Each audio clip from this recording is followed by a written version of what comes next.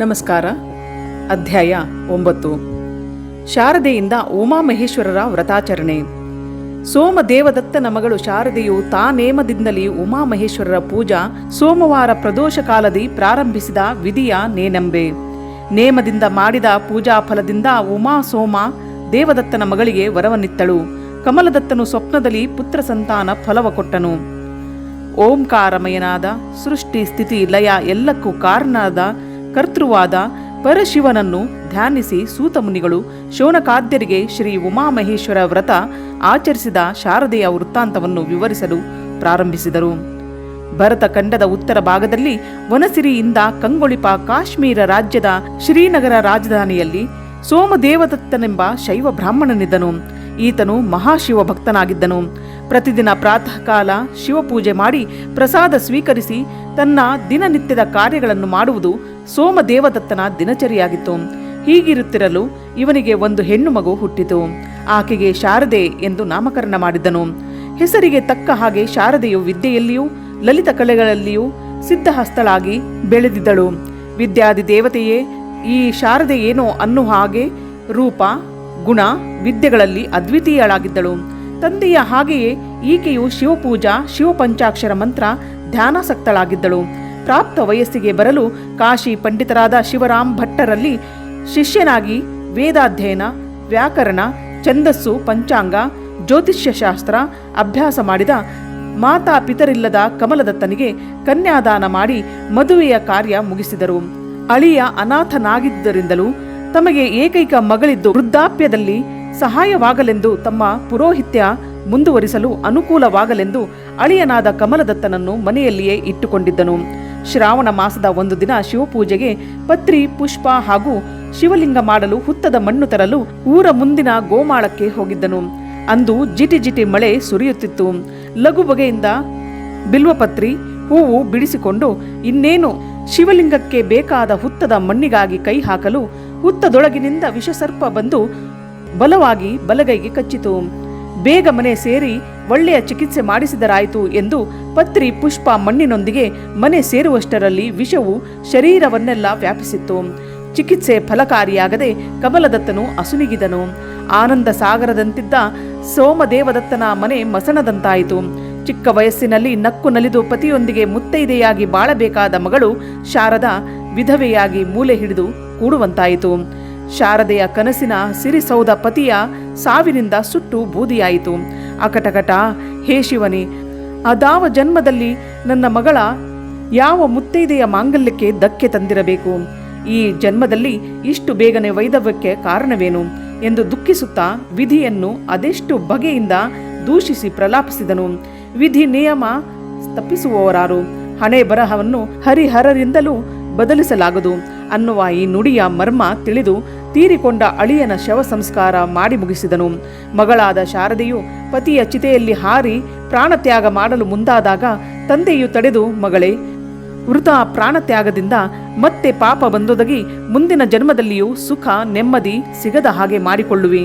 ಕಾರಣ ಈಗ ನಿನಗೆ ಬಂದೊದಗಿದುದು ಸದಾಶಿವನ ಕೊಡುಗೆ ಎಂದು ಮನಸ್ಸು ಗಟ್ಟಿ ಮಾಡಿಕೊಂಡು ಶಿವಪೂಜೆ ಮಾಡುತ್ತಾ ಅದೇ ಶಿವನೊಲುಮಿಗೆ ಸಿದ್ಧಳಾಗು ಎಂದು ಮಗಳನ್ನು ತಬ್ಬಿಕೊಂಡು ದುಃಖಿಸುತ್ತಾ ಮಗಳಿಗೆ ಸಾಂತ್ವನ ಹೇಳಿ ಮಸಣದಿಂದ ಮನೆಗೆ ಕರೆತಂದನು.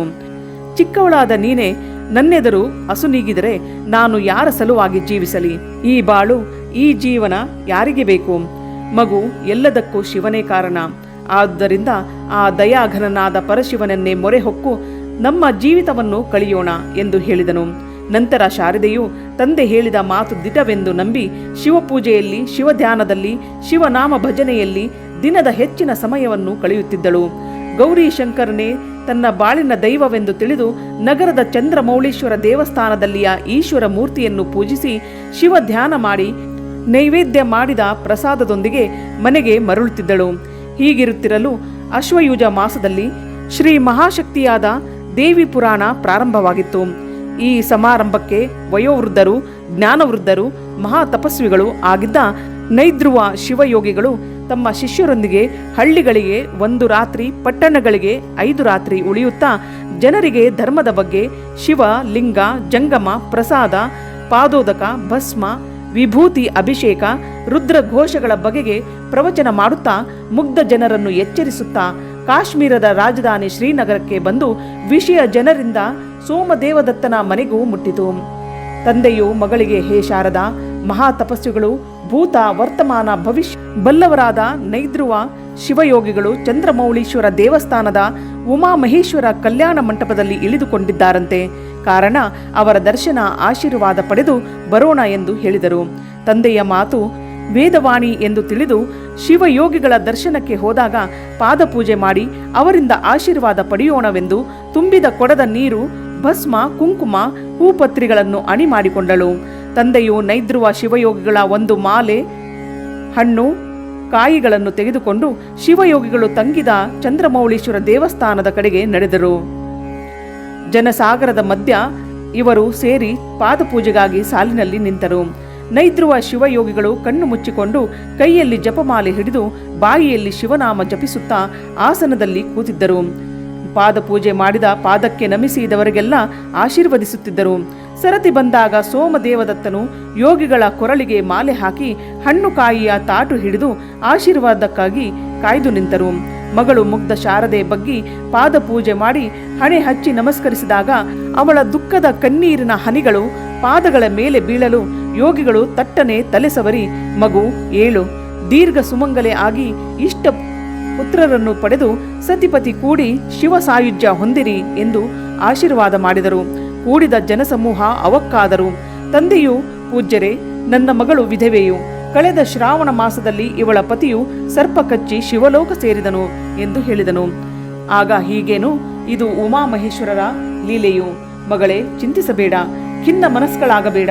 ಸೂರ್ಯ ಚಂದ್ರರಿರುವುದು ಎಷ್ಟು ದಿವಸವೋ ಅಷ್ಟೇ ನನ್ನ ಆಶೀರ್ವಾದವು ದಿಟ. ಇದಕ್ಕೆ ಕಾರಣಕರ್ತನಾದ ಉಮಾರಮಣನಾದ ಮಹೇಶ್ವರನೇ ಸಾಕ್ಷಿ ಎಂದು. ಮಗಳೇ, ಏಳು, ನಾಳೆಯಿಂದ ನೀನು ಉಮಾಮಹೇಶ್ವರ ವ್ರತ ಆಚರಣೆ ಮಾಡು. ಜಗಜ್ಜನನಿ ಜಗದಂಬ ಉಮಾ ನಿನಗೆ ದಾರಿ ತೋರುವಳು. ಆಗ ಶಾರದೆಯು ದುಃಖಿಸುತ್ತಾ, ಹೇ ಪೂಜ್ಯರೇ, ನಾನು ವಿಧವೆ, ನನಗೆ ಪತಿ ಇಲ್ಲ. ಹೀಗಿರುವಾಗ ಸುಮಂಗಲೆ ಆಗುವುದಾಗಲಿ ಮಕ್ಕಳಾಗುವುದಾಗಲಿ ಹೇಗೆ ಸಾಧ್ಯ ಗುರುಗಳೇ ಎಂದು ಬಿಕ್ಕಿ ಬಿಕ್ಕಿ ಅಳಹತ್ತಿದಳು. ಇವಳ ನುಡಿಯನಾಲಿಸಿದ ಶಿವಯೋಗಿಗಳು, ಹೇ ಮಗಳೇ, ನಿನ್ನ ಪತಿಯನ್ನು ಶಿವನು ತನ್ನ ಕೊರಳಲ್ಲಿ ಕಂಗಳಿಸುವ ನಾಗರಾಜ ಕಚ್ಚುವಂತೆ ಮಾಡಿ ತನ್ನ ಬಳಿ ಉಳಿಸಿಕೊಂಡಿದ್ದಾನೆ. ನಾನು ಹೇಳಿದಂತೆ ಉಮಾಮಹೇಶ್ವರ ವ್ರತ ಮಾಡು. ಅಲ್ಲದೆ ನಿನ್ನ ಪತಿಯು ಸ್ವಪ್ನದಲ್ಲಿ ನಿನಗೆ ದರ್ಶನ ಕೊಡುವನು. ಅವನಿಂದ ಬಾಳು ಪಡೆದು ನೀನು ಗರ್ಭಧರಿಸುವಿ. ನಿನಗೆ ಸುಪುತ್ರರಾಗುವರು ಎಂದರು. ವ್ರತದ ನಿಯಮ ತಿಳಿಸಿದಂತೆ ಶಾರದೆಯು ಮನೆಯಲ್ಲಿ ಸಂಕಲ್ಪದೊಂದಿಗೆ ಉಮಾಮಹೇಶ್ವರ ವ್ರತವನ್ನು ಯಥಾವತ್ತಾಗಿ ಮಾಡಹತ್ತಿದಳು. ಶಾರದೆಯು ಮಾಡುವ ಪೂಜೆಯಿಂದ ಸಂತುಷ್ಟಳಾದ ಪಾರ್ವತಿಯು ತಮ್ಮ ಬಳಿ ಇರುವ ಶಾರದಳ ಗಂಡನನ್ನು ಕರೆದು, ಹೇ ವತ್ಸ, ನೀನು ಇಂದಿನಿಂದ ಭೂಲೋಕಕ್ಕೆ ಹೋಗಿ ನಿನ್ನ ಪತ್ನಿ ಶಾರದೆಯ ಸ್ವಪ್ನದಲ್ಲಿ ಅವಳೊಂದಿಗೆ ಇದ್ದು ಅವಳಿಗೆ ಬಾಳು ಕೊಡು ಎಂದು ಆಶೀರ್ವದಿಸಿದಳು. ಪಾರ್ವತಿಯ ಅಣತಿಯಂತೆ ಶಾರದೆಯ ಪತಿಯಾದ ಕಮಲದತ್ತನು ಪ್ರತಿದಿನ ಸ್ವಪ್ನದಲ್ಲಿ ಕಾಣಿಸಿಕೊಳ್ಳಹತ್ತಿದನು. ಇದರಿಂದ ಈವರೆಗೂ ವಿರಹ ವೇದನೆ ಹೆಚ್ಚಾಗಿ ಸ್ವಪ್ನದಲ್ಲಿ ಸತಿಪತಿಗಳು ಒಂದಾಗ ಹತ್ತಿದರು. ಹೀಗೆ ದಿವಸಗಳು ಗತಿಸಿದಂತೆ ಶಾರದೆಯು ಗರ್ಭವತಿಯಾದಳು. ಗರ್ಭ ಬೆಳೆದಂತೆ ಜನರಾಡುವ ಮಾತುಗಳು ಹೆಚ್ಚಾದವು. ಗಂಡ ಸ್ವಪ್ನದಲ್ಲಿ ಬಂದಿದ್ದನಂತೆ, ಶಾರದೆ ಬಸುರಿಯಾದಳಂತೆ ಎಂದು ಜನ ಹೀಯಾಳಿಸಹತ್ತಿದರು. ಜನರಾಡುವ ಈ ಗುಸುಗುಸು ಮಾತು ಕೊನೆಗೆ ರಾಜನ ಕಿವಿಗೂ ಬಿತ್ತು. ಇಷ್ಟರಲ್ಲಿಯೇ ಶಾರದೆಗೆ ನವಮಾಸ ತುಂಬಿ ಒಂದು ಶುಭ ಮುಹೂರ್ತದಲ್ಲಿ ಗಂಡು ಮಗವನ್ನು ಹೆತ್ತಳು. ಬ್ರಾಹ್ಮಣ ವಿಧವೆಯಾದ ಶಾರದೆಯು ವ್ಯಭಿಚಾರದಿಂದ ಗಂಡು ಮಗವನ್ನು ಹೆತ್ತಳು ಎಂಬ ವಾರ್ತೆಯಿಂದ ಕುಪಿತನಾದ ಆ ರಾಜ್ಯದ ಅರಸನು ತನ್ನ ಓಲಗದಲ್ಲಿ ಎಲ್ಲ ಅಮಾತ್ಯರ ಸಮ್ಮುಖದಲ್ಲಿ ಮಗಳಿಗೆ ವ್ಯಭಿಚಾರ ಮಾಡಲು ಪ್ರೋತ್ಸಾಹ ಕೊಟ್ಟ ಶೈವ ಬ್ರಾಹ್ಮಣನಾದ ಸೋಮದೇವದತ್ತನನ್ನು ಆತನ ಮಗಳನ್ನು ಕರೆಯಿಸಿದನು. ಈ ವಿಷಯ ತಿಳಿದ ಕುಹಕಿಗಳಾದ ಕೆಲವರು ಮೋಜು ನೋಡಲು ಬಂದರೆ, ಅಯ್ಯೋ ಪಾಪ, ಬಡ ಬ್ರಾಹ್ಮಣರಿಗೆ ಈ ರೀತಿ ಅನ್ಯಾಯವಾಗಬಾರದಿತ್ತು, ವಿಧಿ ಬರಹ ಬಲ್ಲವರಾರು ಎಂದು ಪುರದ ಸಜ್ಜನರು ತಂದೆ ಮಗಳಿಗಾಗಿ ಮರುಗಿದರು. ದೈವಭಕ್ತರು, ಶಿವಭಕ್ತರನೇಕರು ಶಿವಲೀಲಾ ಬಲ್ಲವರಾರು ಎಂದು ಚಿಂತಿಸುತ್ತಾ, ಹೇ ಪರಮಾತ್ಮ ಶಿವನೇ, ನಿನ್ನನ್ನೇ ನಂಬಿ ನೆಚ್ಚಿ ನಿನ್ನ ಪೂಜೆ ಧ್ಯಾನ ಮಾಡುವವರಿಗೆ ಈ ರೀತಿ ಪರೀಕ್ಷೆ ಮಾಡುವುದು ಸರಿಯೇ ಎಂದು ಮನಸ್ಸಿನಲ್ಲಿಯೇ ಶಿವನನ್ನು ಸ್ಮರಿಸುತ್ತಿದ್ದರು. ರಾಜನ ಆಸ್ಥಾನದಲ್ಲಿ ನೆರೆದ ಎಲ್ಲರ ಸಮ್ಮುಖದಲ್ಲಿ ರಾಜನೇ, ಹೇ ಬ್ರಾಹ್ಮಣೋತ್ತಮನೇ, ನನ್ನ ರಾಜ್ಯದಲ್ಲಿ ಮಹಾಶಿವಭಕ್ತ ಧರ್ಮ ಪಿಪಾಸು ಎಂದು ಹೆಸರುವಾಸಿಯಾದ ನೀನೇ ನಿನ್ನ ಮಗಳಿಗೆ ವ್ಯಭಿಚಾರ ಮಾಡಲು ಹೇಗೆ ಒಪ್ಪಿಗೆ ಕೊಟ್ಟೆ? ಹಣದ ಆಸೆಗಾಗಿಯೋ ಮಗಳಿಗೆ ಮಕ್ಕಳಾಗಲೆಂಬ ಆಸೆಗಾಗಿಯೋ ವ್ಯಭಿಚಾರಕ್ಕೆ ಸಮ್ಮತೆ ಇತ್ತೆ. ಈ ತರಹದ ಕಾರ್ಯ ಮಾಡಿದವರಿಗೆ ಹಾಗೂ ವ್ಯಭಿಚಾರಕ್ಕೆ ಸಹಾಯವಾದವರಿಗೆ ನನ್ನ ರಾಜ್ಯದಲ್ಲಿ ಕಣ್ಣು ಕೀಳಿಸಿ ಕೈ ಬೆರಳುಗಳನ್ನು ಕತ್ತರಿಸಿ ಗಡೀಪಾರು ಮಾಡುವ ಶಾಸನ ಗೊತ್ತಿದ್ದು ಹೀಗೆ ಮಾಡಲು ಕಾರಣವೇನು ಎಂದು ಕೇಳಿದಾಗ, ಬ್ರಾಹ್ಮಣನಾದ ಸೋಮದೇವದತ್ತನು ವಿನಯದಿಂದ ಕೈ ಜೋಡಿಸಿ, ಹೇ ಪ್ರಭು, ರಾಜ ಪ್ರತ್ಯಕ್ಷ ದೇವತಾ ಎಂದು ತಿಳಿದ ನಾನು ಆ ದಯಾಘನನಾದ ಪರಶಿವನೇ ತಾವೆಂದು ತಿಳಿದು ಸತ್ಯವಾದುದನ್ನೇ ಹೇಳುತ್ತೇನೆ. ಚಿತ್ತವಿಟ್ಟು ಆಲಿಸಿರಿ. ತಮಗೆ ಗೊತ್ತಿದ್ದಂತೆ ಕಳೆದ ವರ್ಷ ಚಂದ್ರಮೌಳೀಶ್ವರ ದೇವಸ್ಥಾನದಲ್ಲಿ ಶ್ರೀದೇವಿ ಪುರಾಣ ಪ್ರಾರಂಭವಾದಾಗ ನೈದ್ರುವ ಶಿವಯೋಗಿಗಳು ಬಂದಿದ್ದರು. ಅವರ ದರ್ಶನ, ಆಶೀರ್ವಾದ ಹಾಗೂ ಅವರೇ ಹೇಳಿದ ಉಮಾಮಹೇಶ್ವರ ವ್ರತ ಆಚರಣೆಯಿಂದ ಕೈಲಾಸದಲ್ಲಿರುವ ಇವಳ ಪತಿಯು ಕನಸಿನಲ್ಲಿ ಬಂದು ಭೋಗ ಕೊಟ್ಟಿದ್ದರಿಂದ ಗರ್ಭವತಿಯಾಗಿ ಸುಪುತ್ರನಿಗೆ ಜನ್ಮ ಕೊಟ್ಟಿದ್ದಾಳೆ. ಇದರಲ್ಲಿ ವ್ಯಭಿಚಾರ ಎಲ್ಲಿ ಬಂತು ಪ್ರಭುಗಳೇ ಎನ್ನಲು ಕೂಡಿದ ಜನಸ್ತೋಮ ಚಪ್ಪಾಳೆ ತಟ್ಟಿ ನಗ ಹತ್ತಿತು. ದೊರೆಗಳೇ, ಶಿವನ ಲೀಲೆ ಅಗಾಧವಾದ್ದು. ನನ್ನ ಮಗಳ ಶೀಲದ ಬಗ್ಗೆ ಶಂಕೆ ಮಾಡಬೇಡಿರಿ ಎನ್ನಲು ರಾಜನು ನಸುನಕ್ಕು, ಸ್ವಪ್ನದಲ್ಲಿ ಗಂಡ ಬಂದು ಬಸುರಿಯಾದಳು ಎಂದರೆ ಜನರು ನಗದೇನು ಮಾಡುತ್ತಾರೆ? ಈ ತರಹದ ಪಾಪಕಾರ್ಯವೆಸಗಿದ ಶಾರದೆಯೇ ಪತಿವ್ರತ ಸ್ತ್ರೀಯರಿಗೆ, ಅದರಲ್ಲೂ ನಿನ್ನಂಥವಳಿಗೆ ಹಾದರೆ ಅಂದರೆ ಏನು? ಈ ವಿಷಯ ಗೊತ್ತಿದ್ದು ಜಾರತನ ಮಾಡಿ ಅದಕ್ಕೆ ಧರ್ಮದ ದೇವರ ಹೆಸರು ಹೇಳಿ ನೀವಷ್ಟೇ ಕೆಡದೆ ಉಮಾಮಹೇಶ್ವರರನ್ನು, ಪೂಜ್ಯ ನೈದ್ರುವ ಶಿವಯೋಗಿಗಳನ್ನು ನೀವು ಮಾಡಿದ ಪಾಪ ಕಾರ್ಯದಲ್ಲಿ ಅವರನ್ನು ಸೇರಿಸುವುದು ತಪ್ಪಲ್ಲವೇ? ಇದಕ್ಕೆ ನಿನ್ನ ಬಳಿ ಯಾವ ಸಾಕ್ಷ್ಯಾಧಾರಗಳಿವೆ ಎನ್ನಲು ಶಾರದೆಯು ದುಃಖದಿಂದ, ಹೇ ರಾಜನ್, ಪ್ರಜೆಗಳಿಗೆ ರಾಜನೇ ತಂದೆ ತಾಯಿ ಹಾಗೂ ಪರದೈವವೆಂದು ವೇದ ಸಾರುತ್ತದೆ. ನನ್ನ ಮಾತಾಪಿತರಂತೆ ಇರುವ ತಮ್ಮ ಎದರು ನಾನೇಕೆ ಸುಳ್ಳು ಹೇಳಲಿ? ನಿಮ್ಮ ಘನತೆಗೆ ಏಕೆ ಕಳಂಕ ತರಲಿ? ನನ್ನ, ನಿಮ್ಮ ಹಾಗೂ ಇಲ್ಲಿ ಸೇರಿರುವ ಎಲ್ಲರ ಆರಾಧ್ಯ ದೇವನಾದ ಚಂದ್ರಮೌಳೀಶ್ವರನೇ ಸಾಕ್ಷಿ. ನನ್ನ ಮೇಲೆ, ನನ್ನ ತಂದೆಯ ಮೇಲೆ ನಿಮಗಿರುವ ಸಂಶಯದ ಪರೀಕ್ಷೆ ಇಂದೇ ಈಗಲೇ ಆಗಲಿ. ಒಂದು ವೇಳೆ ನಾನು ವ್ಯಭಿಚಾರಿ, ದುರ್ಮಾರ್ಗಿ ಎಂದು ನನ್ನ ತಂದೆ ವ್ಯಭಿಚಾರ ಮಾಡಲು ಸಹಾಯಕನಾದನೆಂದು ತಿಳಿದು ಬಂದರೆ ನೀವು ಕೊಡುವ ಎಲ್ಲ ಶಿಕ್ಷೆಗಳನ್ನು ಆ ಶಿವನೇ, ಆ ಪಾರ್ವತಿಯೇ ಕೊಟ್ಟರೆಂದು ಸಂತೋಷದಿಂದ ಸ್ವೀಕರಿಸುತ್ತೇವೆ ಎನ್ನಲು ರಾಜನು, ಆಗಲಿ, ಇದು ಒಂದು ಕೌತುಕ ನನ್ನ ಆಳ್ವಿಕೆಯಲ್ಲಿ ನಡೆದು ಹೋಗಲಿ ಎಂದು ಮಹಾಮಂತ್ರಿಗೆ ಚಂದ್ರಮೌಳೀಶ್ವರ ದೇವಸ್ಥಾನದಲ್ಲಿ ಶಾರದೆ ಹಾಗೂ ಅವಳ ತಂದೆಯ ಸತ್ವ ಪರೀಕ್ಷೆ ನಡೆಯಲಿ. ಯಾವುದು ನಿಜ, ಯಾವುದು ಹುಸಿ ಅನ್ನುವುದು ತಿಳಿಯಲಿ ಎಂದರು. ಊರಿನ ಪ್ರಮುಖರು, ರಾಜನ ಮಂತ್ರಿಮಂಡಲ, ಅರಸು ಪರಿವಾರ ಅವರವರಿಗೆ ಗೊತ್ತಾದ ಆಸನಗಳಲ್ಲಿ ಆಸೀನರಾದರು. ಮಗಳು ಮೊಮ್ಮಗನೊಂದಿಗೆ ಸೋಮದೇವದತ್ತ ಬ್ರಾಹ್ಮಣನು ದೇವಸ್ಥಾನದ ಈಶ್ವರ ಮೂರ್ತಿ ಎದುರು ನೀರು ತುಂಬಿದ ಕಂಗಳಿಂದ ಕೈಮುಗಿದು ನಿಂತರು.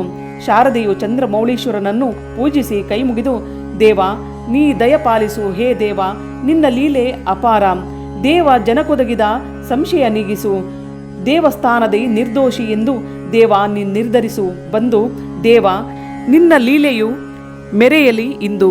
ಹೀಗೆ ಸ್ತೋತ್ರ ಮಾಡಿ, ಹೇ ದೇವಾದಿದೇವ ಚಂದ್ರಮೌಳೀಶ್ವರ, ನಿನ್ನ ಸಾನ್ನಿಧ್ಯದಲ್ಲಿಯೇ ಪೂಜ್ಯ ನೈದ್ರುವ ಶಿವಯೋಗಿಗಳ ಉಪದೇಶದಂತೆ ನಿನ್ನ ಹಾಗೂ ಪಾರ್ವತಿಯ ಅಂದರೆ ಉಮಾಮಹೇಶ್ವರರ ವ್ರತ ಮಾಡಿದುದರ ಫಲವಾಗಿ ನನ್ನ ಪತಿಯು ಸ್ವಪ್ನದಲ್ಲಿ ಬಂದು ನನ್ನೊಂದಿಗೆ ನನಗೆ ಭೋಗ ಕೊಟ್ಟುದರ ಫಲವೇ ಈ ಮಗು. ಈ ವಿಷಯ ನಿನಗೆ ತಿಳಿದಿರಲು ಸಾಕು. ಆದರೆ ಚರ್ಮಚಕ್ಷುಗಳಾದ ನನ್ನ ನಾಡಿನ ಗ್ರಾಮದ ಈ ಜನರಿಗೆ ನಿಜ ವಿಷಯ ತಿಳಿಯಬೇಕು. ನನ್ನ ಮೇಲೆ ಬಂದ ಜಾರತನದ ಆರೋಪ ದೂರಾಗಬೇಕು. ಇದೆಲ್ಲವೂ ನಿನಗೆ ಗೊತ್ತಿದ್ದು ನೀನು ಸುಮ್ಮನಾದರೆ ನಿನಗೂ ಆಣೆ, ನನಗೂ ಆಣೆ. ದಯಾಪರನು, ಭಕ್ತರ ಪೋಷಕನು, ದೀನಬಂಧು ದಯಾಸಿಂಧು ಎಂದು ಕರೆದುಕೊಳ್ಳುವ ನಿನ್ನ ನಾಮಕ್ಕೆ ಧಿಕ್ಕಾರವಿರಲಿ. ಹೇ ಮಾತಾ ಪಾರ್ವತಿಯೇ, ಪರಮ ಪಾವನೆಯೇ, ಕರುಣಾಮಯಿಯೇ, ಬಾ, ಬೇಗ ಬಾ.